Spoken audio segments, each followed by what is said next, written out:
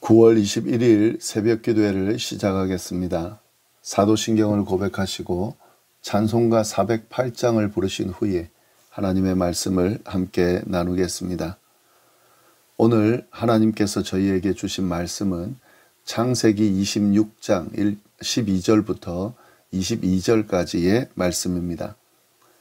이삭이 그 땅에서 농사하여 그 해에 100배나 얻었고 여호와께서 복을 주심으로 그 사람이 창대하고 왕성하여 마침내 거부가 되어 양과 소가 떼를 이루고 종이 심이 많으므로 블레셋 사람이 그를 시기하여 그 아버지 아브라함 때에 그 아버지의 종들이 판 모든 우물을 막고 흙으로 메웠더라.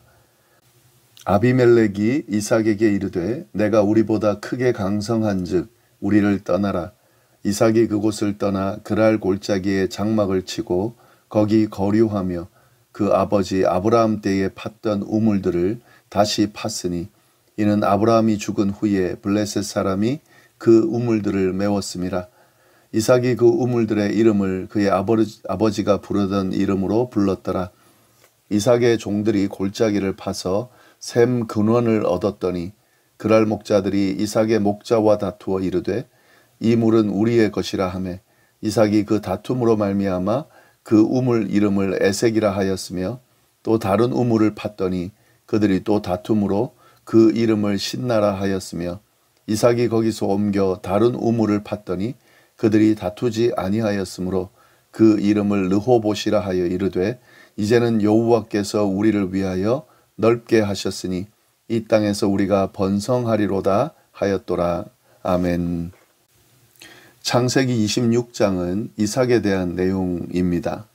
어제 우리가 이삭에 대한 이야기 좀 살펴봤는데요.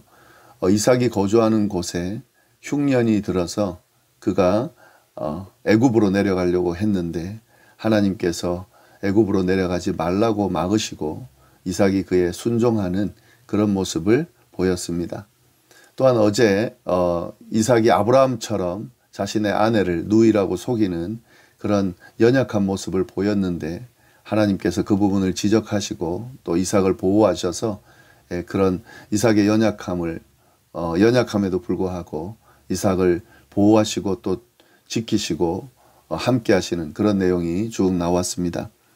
네, 오늘 본문을 보시면 이삭이 하나님의 그 명령, 애굽으로 내려가지 말라고 하신 그 명령에 순종하여서 그 땅에 머물렀을 때에 받은 축복에 대한 내용과 또 이삭이 받은 축복으로 인하여서 그 주변에 있는 사람들의 시기를 받음으로 이삭이 어려움을 겪게 되는 그런 내용이 오늘 본문에 나옵니다. 네, 오늘 본문 내용을 좀 더 자세히 보도록 하겠습니다.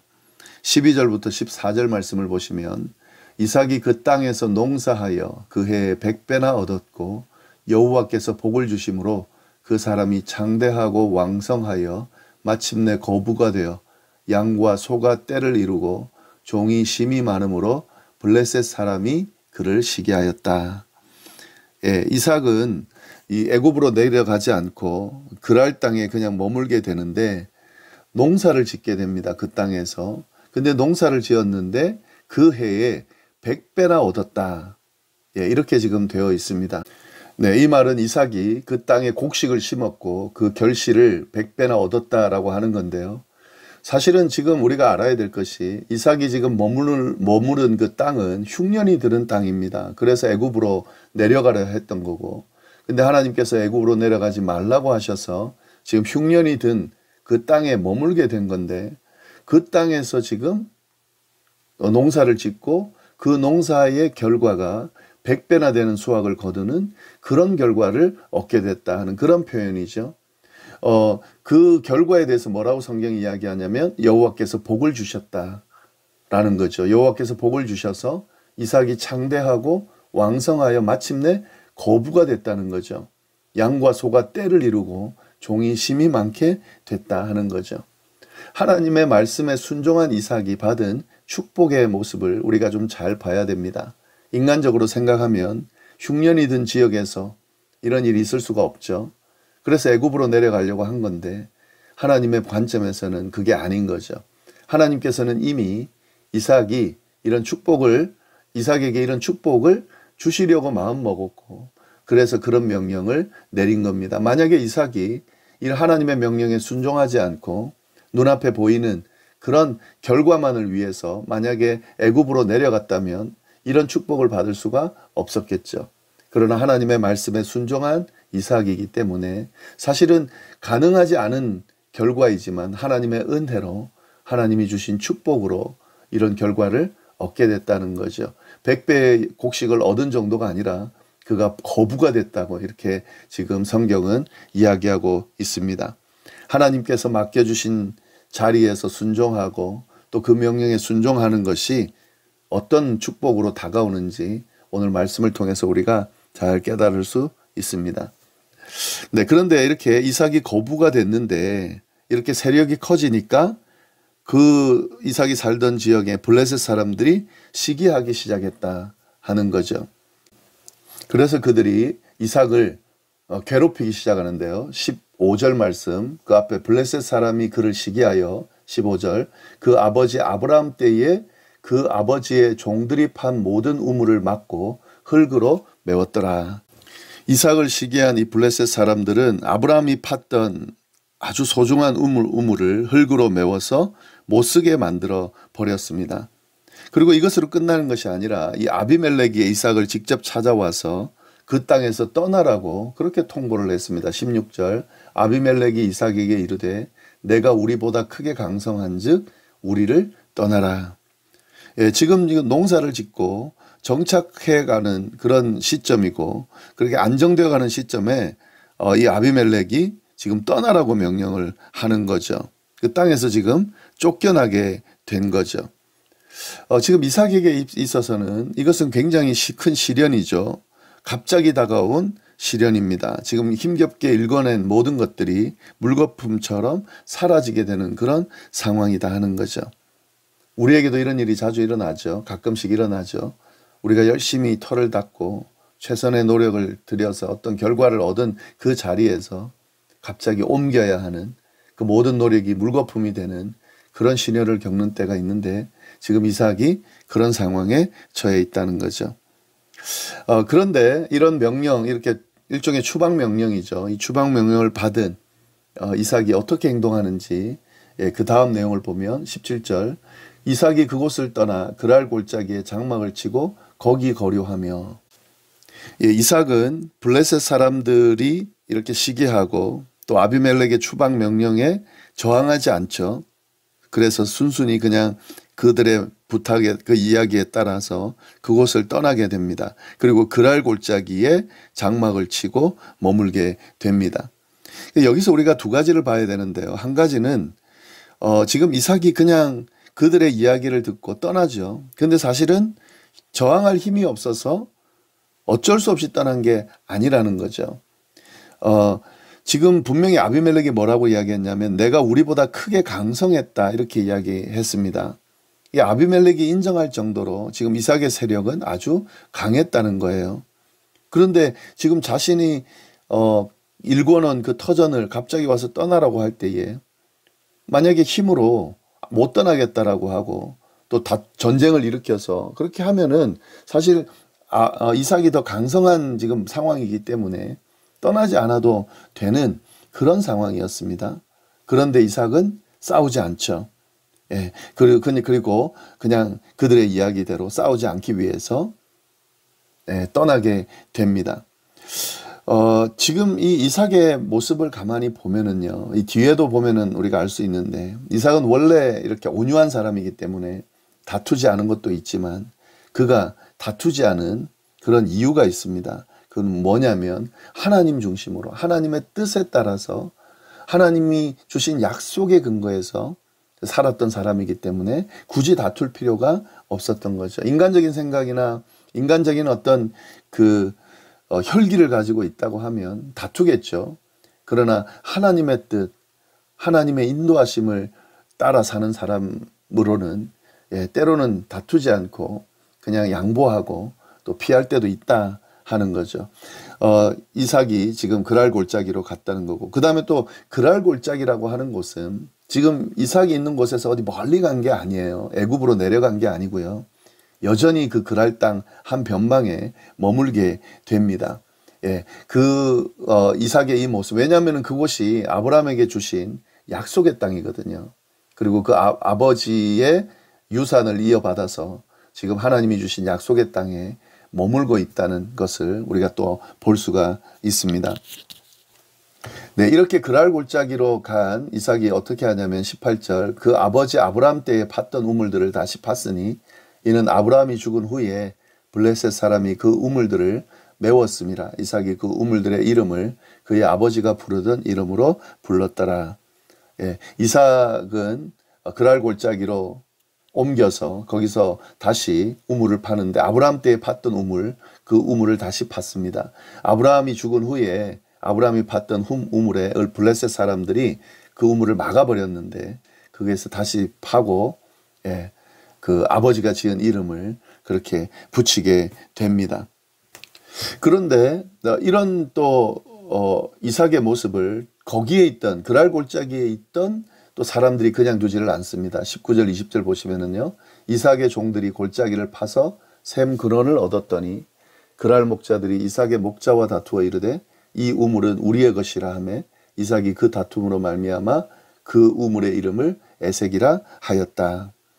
그랄 골짜기에 우물을 새롭게 팠는데 거기에 있던 목자들, 그 목자들이 자신의 것이라고 그렇게 주장을 합니다. 그러면서 또 뺏은 거죠. 그런데 이삭은 그들과 다투지 않고 또 다른 곳으로 옮겨서 우물을 팝니다. 21절 또 다른 우물을 팠더니 그들이 또 다툼으로 그 이름을 신나라 하였다. 또 옮겨서 팠는데 거기서도 또 다툼이 일어났습니다. 그리고 그런데 이삭은 또 다른 곳으로 옮깁니다. 22절 이삭이 거기서 옮겨 다른 우물을 팠더니 그들이 다투지 아니하였으므로 그 이름을 르호봇이라 하여 이르되 이제 여호와께서 우리를 위하여 넓게 하셨으니 이 땅에서 우리가 번성하리로다 하였더라. 이제 옮겨서 또 팠는데 거기서는 다툼이 일어나지 않았습니다. 싸움을 걸어오지 않은 거죠. 그래서 거기서 이제 정착을 하게 되는데요. 지금 3번이나 우물을 팠죠. 그리고 2번은 사실 뺏긴 거죠. 그러나 이삭은 이런 다툼에 휩쓸리지 않고 그냥 또 다툼이 있으면 옮겨서 다른 곳에서 우물을 파는 그런 모습을 보입니다. 왜 그럴까? 앞에서도 이야기했지만 여기서 우리가 잘 봐야 되는 부분은 이삭이 이렇게 한 행동은 그가 뭐 무기력하거나 또 아니면 성격상 다투는 걸 싫어하기 때문이라기보다는 이 하나님에 대한 신뢰가 있었던 거죠. 하나님이 분명히 더 좋은 것을 예비해 놓으셨을 것이라고 하는 신뢰가 있었기 때문에 이 이삭이 이렇게 행동한 거죠. 이삭은 아예 예전에 어릴 때부터 이걸 경험을 했습니다. 자신을 제물로 드리는 그 과정 있잖아요. 아버지 아브라함이 그때 하나님이 예비해 놓으신 여호와 이레의 하나님의 모습을 봤고요. 그리고 애굽으로 내려가려고 그럴 때에 애굽으로 내려가지 말라고 한 명령을 주셨고 그 명령에 순종했더니 어떤 일이 일어났습니까? 흉년이 든 그 땅에서 농사를 짓고 거기서 100배의 결실을 얻게 되고 그 땅에서 거부가 되게 만드는 그런 하나님의 역사가 있었거든요. 그러니까 지금도 마찬가지죠. 지금 눈앞에 보이는 거는 주변 사람들의 시기를 받고 또 그들에 의해서 마치 자기의 터전들이 뺏기는 상황이지만 여전히 하나님은 이삭을 지키시고 이삭에게 더 좋은 것들을 준비해 놓고 허락하실 분이라는 것을 믿었기 때문에 굳이 거기에 연연하지 않게 된 거죠. 그리고 지금 여기서 보시면은요, 재미난 것이 이삭이 우물을 팔 때마다 물이 나왔습니다. 지금 있는 지역이 팔레스틴 지역입니다. 우물을 판다고 샘이 터지는 그런 곳이 아니었습니다. 그러니까 자꾸 주변 그 지역 사람들이 뺏으려고 그러죠. 그런데 이삭은 어떻게 됐습니까? 팔 때마다 물이 나왔다는 거죠. 하나님이 함께 하셨다는 거죠. 하나님께서 복을 주셨다는 거죠. 하나님께서 이삭의 삶을 책임지고 계시다는 거죠. 그러니까 이삭은 이 사실을 확실하게 믿고 그 믿음 안에서 이런 모습을 보이고 있다 하는 거죠.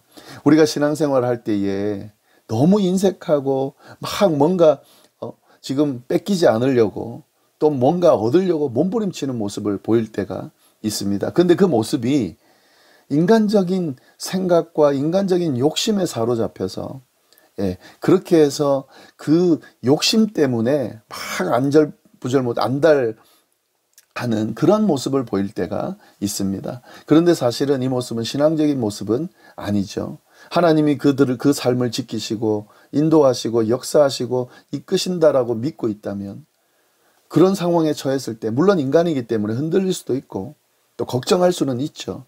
그러나 그것을 어떻게든 인간적으로 해결해 보려고 불안해하고 걱정하고 뺏기지 않으려고 하고 막 움켜쥐려고 하고 다투고 막 싸우고 그렇게까지 하지는 않겠죠. 하나님이 내 삶을 책임지시고 인도하고 계시고 분명히 이 상황에서 벗어나게 하실 것이고 큰 축복으로 채울 것이라고 하는 믿음이 있다면 좀 더 여유롭겠죠. 좀 더 관용을 보일 수 있겠죠. 좀 더 베풀 수 있겠죠. 양보할 수 있겠죠. 이런 이삭과 같은 모습이 이삭이 가지고 있는 믿음이 있다면 가능하다는 것을 오늘 말씀이 우리에게 보여주고 있습니다. 우리는 어떤 삶을 살아가고 있는지, 어떤 믿음을 가지고 어떤 모습으로 살아가고 있는지 잘 좀 돌아보는 그런 시간이 되기를 바랍니다. 기도하겠습니다. 하나님 아버지 감사합니다. 귀한 말씀으로 오늘 하루를 또 시작하게 하시니 감사합니다. 하나님께서 우리에게 허락하신 그 축복들이 우리 앞에 있고 하나님이 우리의 삶을 책임지시고 인도하신다는 사실을 우리가 늘 잊지 않으면서 이 하나님께서 허락하신 크신 축복 가운데 우리의 삶이 있다는 사실을 늘 생각하면서 베풀고 나누고 또 허용하고 그렇게 여유롭게 그렇게 살아가는 우리의 삶이 될 수 있도록 주여 인도하여 주옵소서. 오늘 하루도 하나님의 은혜 가운데 어디에서 무엇을 하든지 승리하기를 또 은혜 가운데 머물 수 있기를 간절히 바라고 이 모든 말씀을 예수님의 이름으로 기도드립니다. 아멘.